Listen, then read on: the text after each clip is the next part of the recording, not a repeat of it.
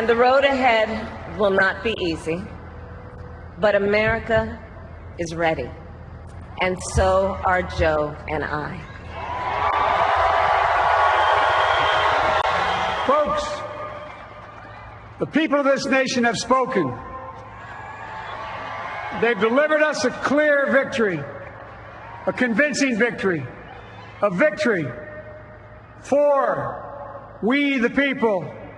We've won with the most votes ever cast on a presidential ticket in the history of the nation. 74 million.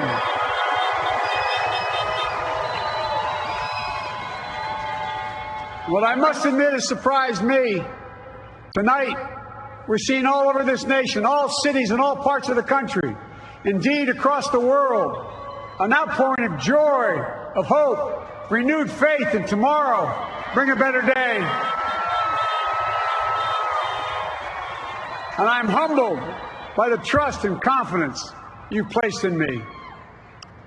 I pledge to be a president who seeks not to divide, but unify, who doesn't see red states and blue states, only sees the United States. For all those of you who voted for President Trump, I understand the disappointment tonight. I've lost a couple times myself, but now, let's give each other a chance. It's time to put away the harsh rhetoric, lower the temperature, see each other again, listen to each other again. And to make progress, we have to stop treating our opponents as our enemies. They are not our enemies. They are Americans. Now this campaign is over. What is the will of the people? What is our mandate? I believe it's this.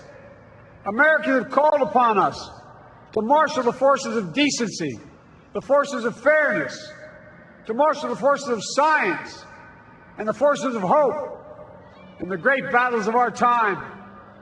The battle to control the virus, the battle to build prosperity, the battle to secure your family's health care, the battle to achieve racial justice and root out systemic racism in this country. And I'll have the honor of serving with the fantastic Vice President who you just heard from, Kamala Harris, who makes history as the first woman, first black woman, the first woman from South Asian descent, the first daughter of an immigrant ever elected in this country. Don't tell me it's not possible in the United States.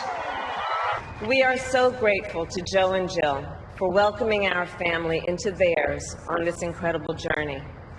And to the woman most responsible for my presence here today, my mother, Kamala Harris, who is always in our hearts. When she came here from India at the age of 19, she maybe didn't quite imagine this moment, but she believed so deeply in an America where a moment like this is possible. And so I am thinking about her and about the generations of women, black women,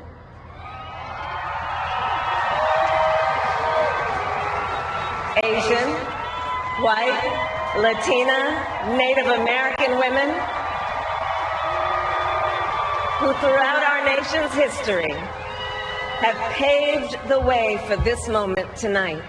Folks, America has always been shaped by inflection points, by moments in time where we've made hard decisions about who we are and what we want to be. Lincoln in 1860, coming to save the Union. FDR in 1932, promising a beleaguered country a new deal.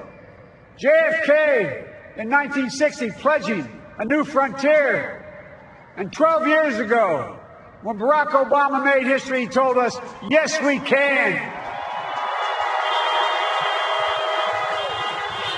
Well, folks, we stand at an inflection point. We have an opportunity to defeat despair, to build a nation of prosperity and purpose. We can do it. I know we can. I've long talked about the battle for the soul of America. We must restore the soul of America. So remember, as my grandpapa, our grandpapa used to say when I walked out of his home when I was a kid up in Scranton, he said, "Joey, keep the faith." And our grandmother, when she was alive, she yelled, "No, Joey, spread it. Spread the faith. God love you all. May God bless America, and may God protect our troops." Thank you, thank you, thank you.